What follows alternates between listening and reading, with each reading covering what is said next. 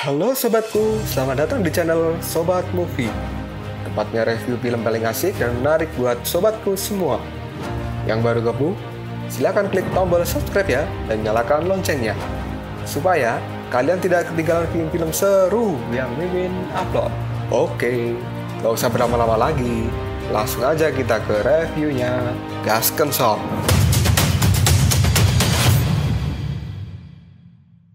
Hey, oke, sobatku terkeren, terkecil, terbaik, tersemuanya. Kita masih bersama Sobat Movie, channel alur cerita terasik sepanjang masa. Oke, kita lanjut bahas chapter 20. Nggak usah cacicot banyak bacot, kita langsung masuk aja ke pembahasan.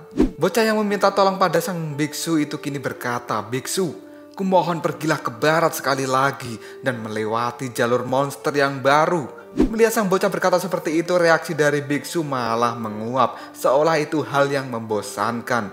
Dan biksu pun kini mulai beranjak dari duduknya sambil berkata, "Kamu ingin aku melakukan perjalanan?" Dan kini ekspresi dari sang bocah menjadi terlihat senang. Dan dia bertanya, "Biksu, Anda setuju kan?"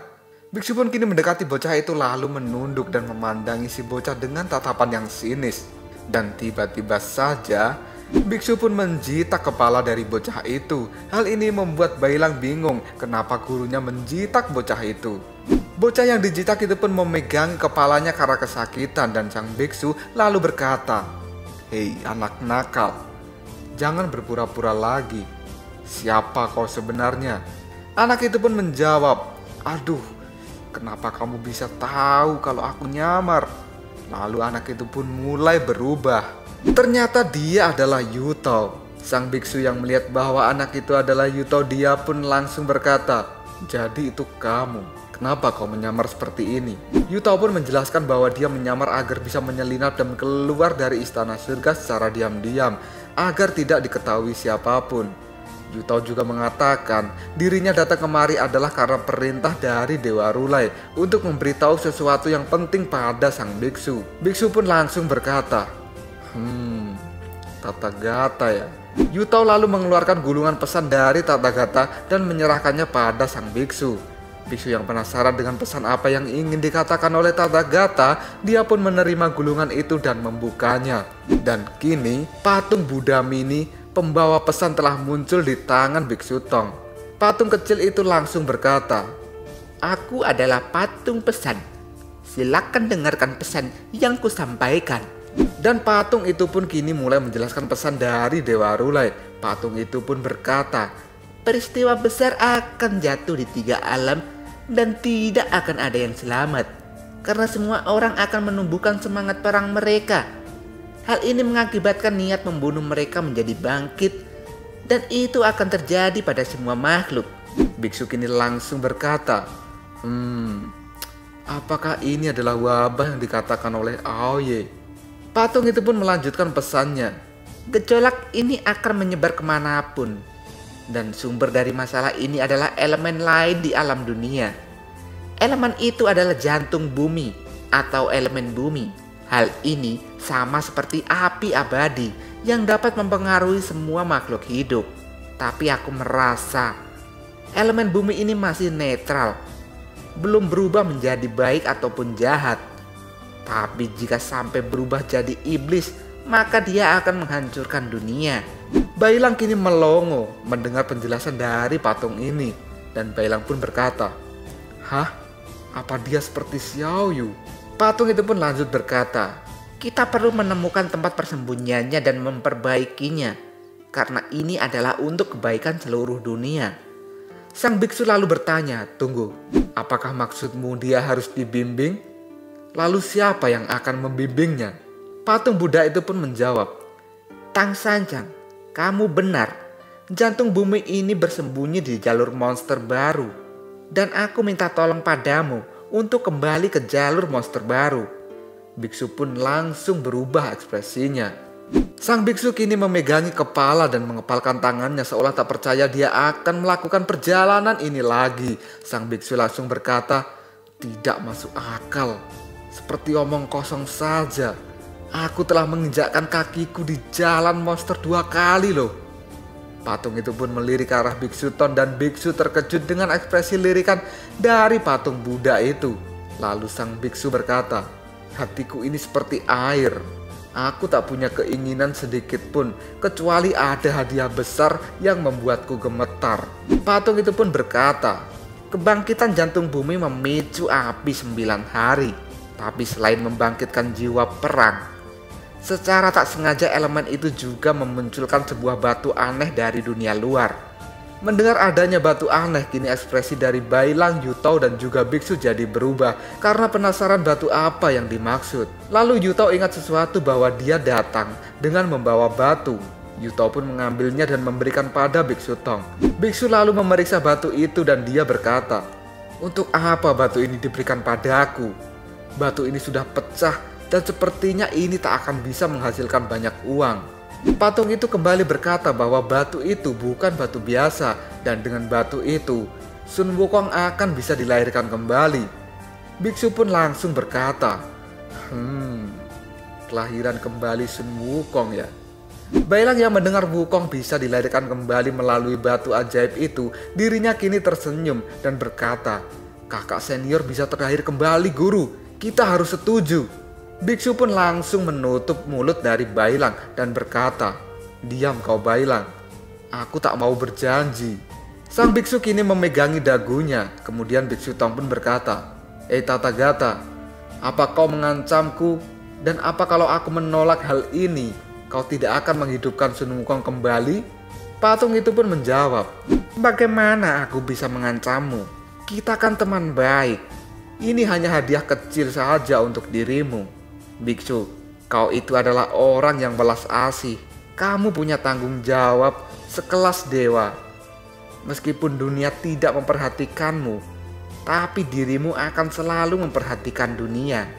Biksu Ton kini terdiam dan mulai bicara dalam hatinya, "Sialan kau Tathagata. Kau selalu membujukku dengan kata-kata manismu." Biksu yang tidak segera membuat keputusan membuat Bailang berteriak, "Guru, ini demi Kak Wukong, pikirkan kembali." Patung Buddha kecil juga mengatakan bahwa misi ini sangat penting dan dapat mempengaruhi perang antara dewa dan juga naga. Jika bisa diselesaikan dengan secepat mungkin, maka dunia akan bisa diselamatkan dari penderitaan perang. Biksu pun lalu memberi jawaban. Dia pun berkata, "Baiklah, aku tahu apa yang harus aku lakukan."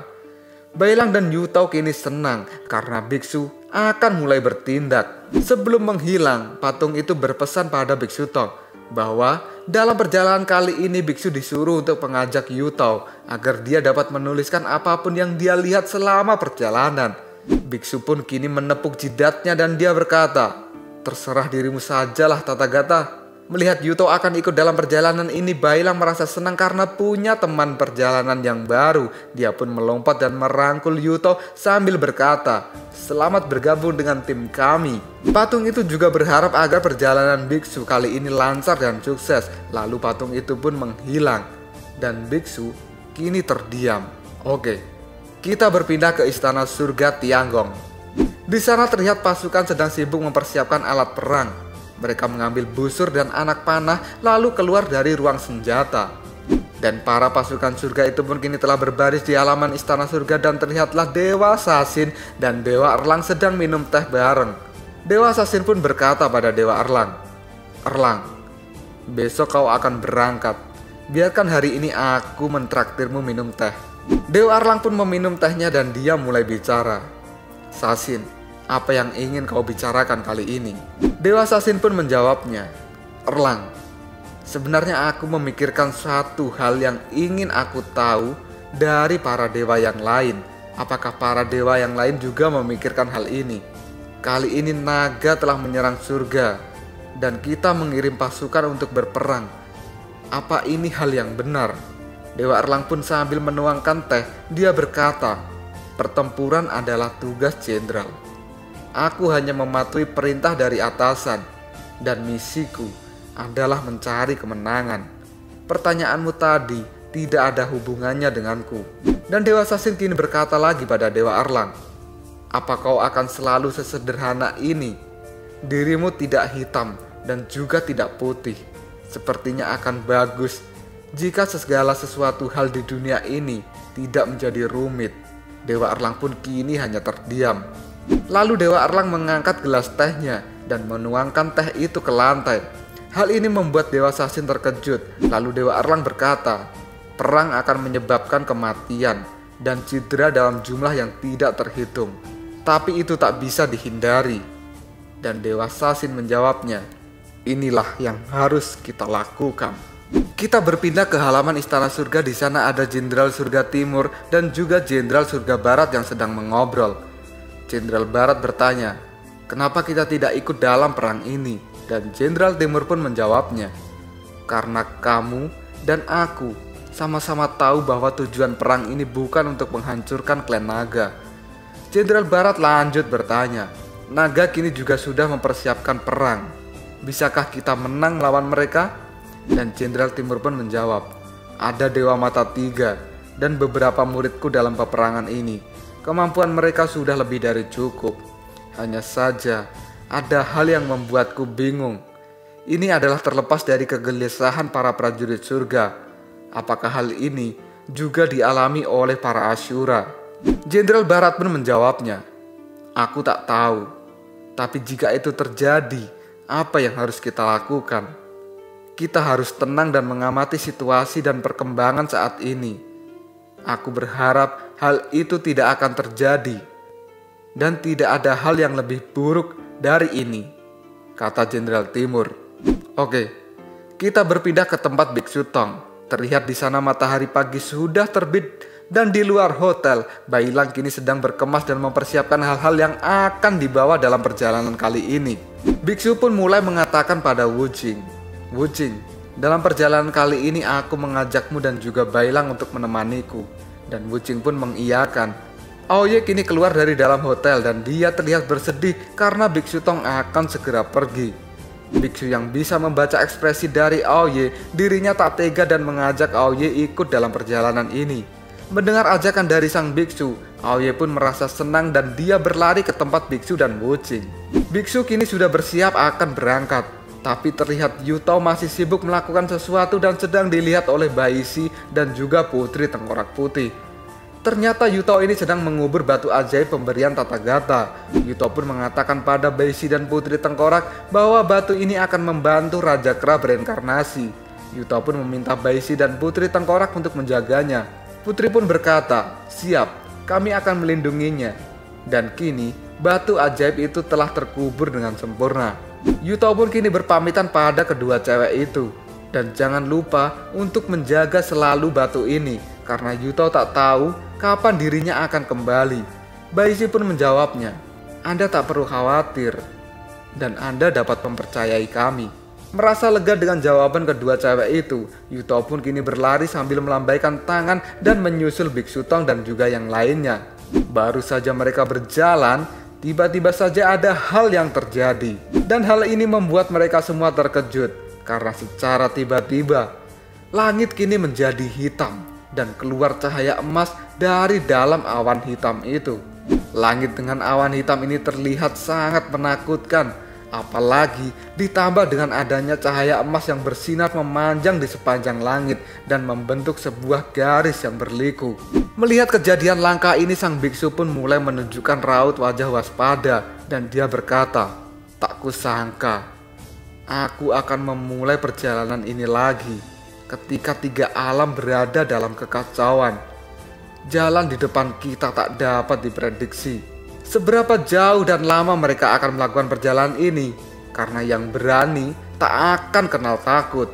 Dan kini kombinasi tim baru akan memulai perjalanan lagi. Sebuah jantung bumi telah menunggu mereka. Lalu bagaimana cerita perjalanan selanjutnya? Tunggu saja jawabannya di next video. Koprol sob. Tetap stay di channel Sobat Movie dan jangan lupa klik subscribe, like, dan share ke teman-temanmu agar channel ini dapat berkembang dan menghibur kalian semua. See you next tomorrow. Bye bye.